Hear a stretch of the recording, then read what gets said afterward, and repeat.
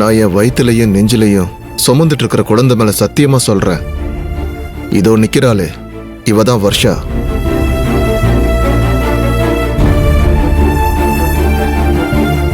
கல்யாணத்துக்கு முன்னாடியே உங்க புள்ளைக்கும் இவளுக்கும் தப்பான தொடர்பு இருந்துச்சு. அத பத்தி நான் பெருசா நினைக்காம என் அக்கா சொன்ன மாதிரி கல்யாணத்துக்கு அப்புறம் இவர் திருந்திருவார்னு நம்பி கழுத்தை நீட்டின.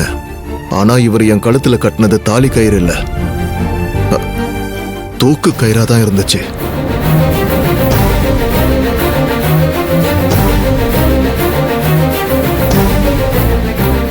இவ கூட குடும்பம் நடத்தணுங்கிறதுக்காக என்னை எவ்வளவு டார்ச்சர் பண்ணாருன்னு தெரியுமா? இதுக்கு நடுவுல தான் நான் எதிர்பாராத விதமா தாய்மை அடைஞ்சேன். அதுக்கு அப்புறமாவது இவர் திருந்துவார்னு நான் நம்பிட்டு இருந்தேன்.